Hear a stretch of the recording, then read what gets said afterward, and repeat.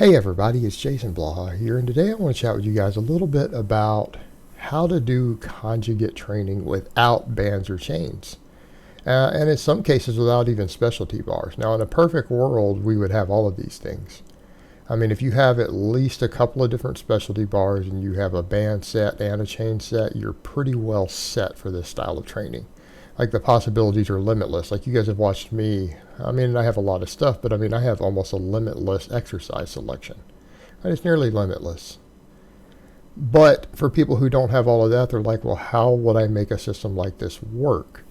Now, I will state up front, my clients usually buy bands. Like I've got a client right now who trains in a commercial gym that has no specialty bars, no chains. It doesn't even have band pegs on anything. Yet he's bought Rogue bands. He's bought a 30-pound and a 50-pound set. He does run Conjugate, and I have found ways for him to use dumbbells and plates and things to correctly anchor the bands. And maybe I'll make some video tutorials on that. That's probably a good thing. I can make some tutorials to teach people how to do this stuff with bands. Because if you have, at the very least, bands to add to what I'm going to discuss here, that takes it all to another level also.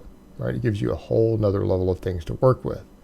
And in fact, you may have to do 3-week waves of bands and then maybe deficit work for raw for speed work, but it also gives you a lot of variation for the max effort lifts.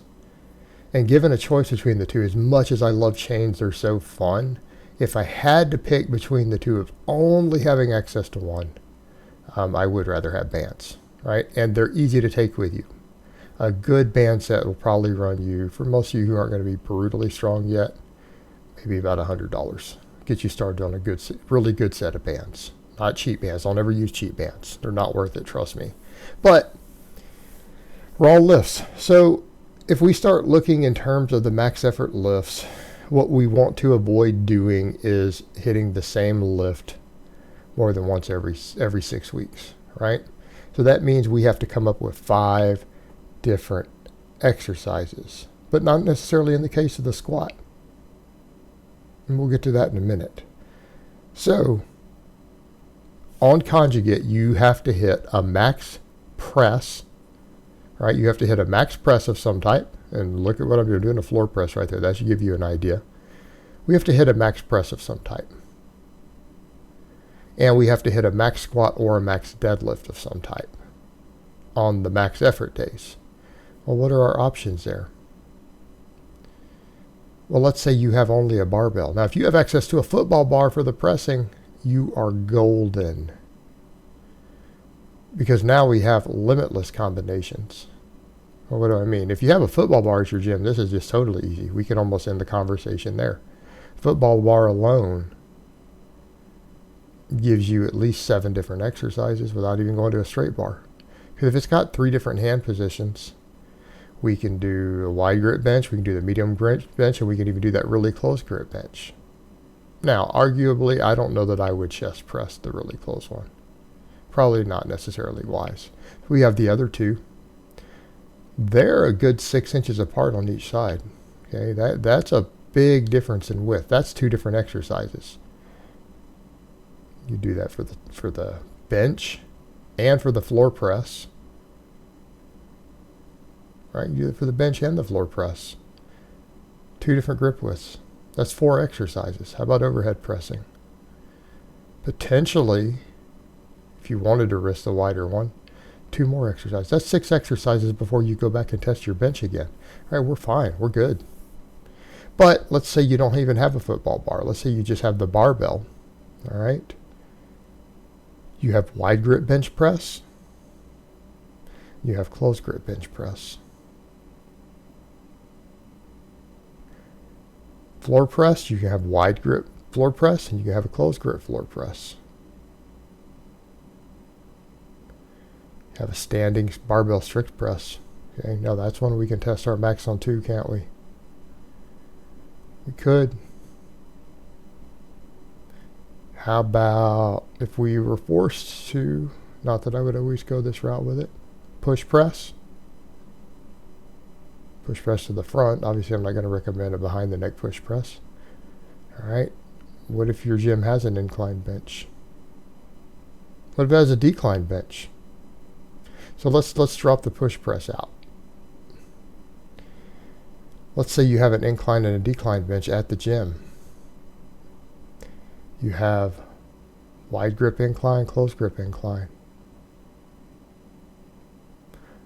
So if you have an incline bench alone, we have 2 benches, 2 floor presses, an overhead press, 2 inclines.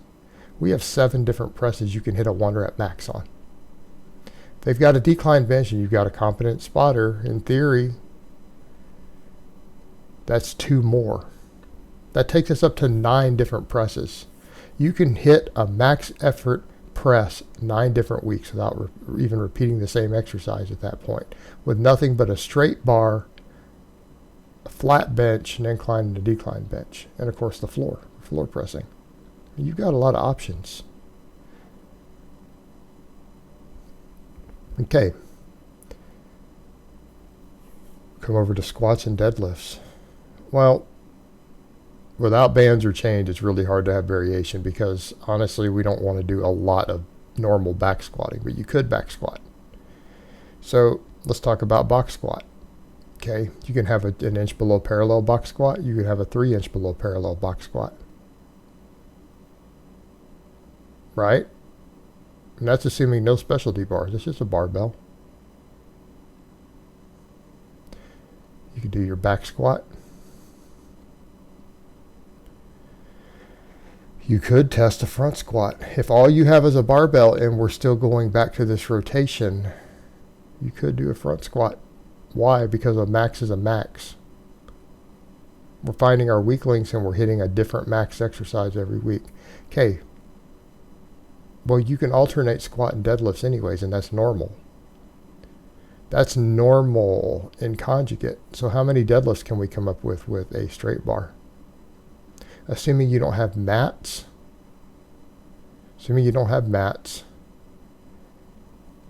We could do a deficit sumo.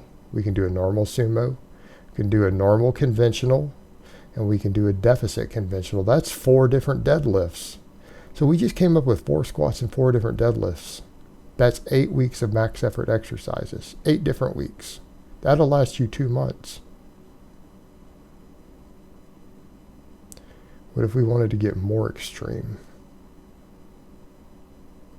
Well, in theory, if you don't have a safety bar and you wanted to test it, you have the strength of racket. I mean, you could do front box squat on both box settings. We have 2 more exercises. That takes us up to 6 different squats you could test a max on without any bands or chains. If you have mats to roll the plates up on to where you can create a 2-inch block pull, right? So we just take 2 inches out of the bottom. We have 2 more deadlifts. That now gives us 6 different squats. Or is it 7 at this point? I lost count. 6 different deadlifts. That's 12 weeks. That's 12 different exercises we can do, 4 maxes, easily do without repeating the same exercise even once for a max.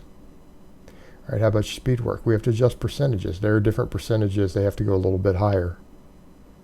Depending on what you're doing, anywhere from 10 to 20% higher for a 3-week wave. All right, you just have to go raw with it. And your maxes are going to go up over time. It's not like you're always going to be doing the same thing. So you can do a 3-week wave using the normal sumo, your normal box squat, which would maybe be an inch below parallel. You could use it that way. And a wide grip bench. You could do your next 3-week wave using the 3-week pendulum wave. Doing what? A deeper box squat. You could drop the box 2 inches deeper. We now have a slightly new exercise for the speed work, and that's fine. It works good. How about a deficit sumo deadlift for your speed pulls? Now again, you're going to have to go a hair lighter again on these. You'll find your groove on them. How about a close grip bench? Okay. We can change the exercise variation by adjusting the widths and things in the range of motion. We can adjust heights. And of course, we know that the close grip is a slightly longer range of motion than the wide grip. Arguably a little less chest activation. we just created 2 different exercises for each of the waves so that we can do that instead of bands and chains if we had to. It works. It's workable. You could totally do this. Alright guys, well that's really all I have to say on that today. I hope it's been informative, and I will talk to you guys next time.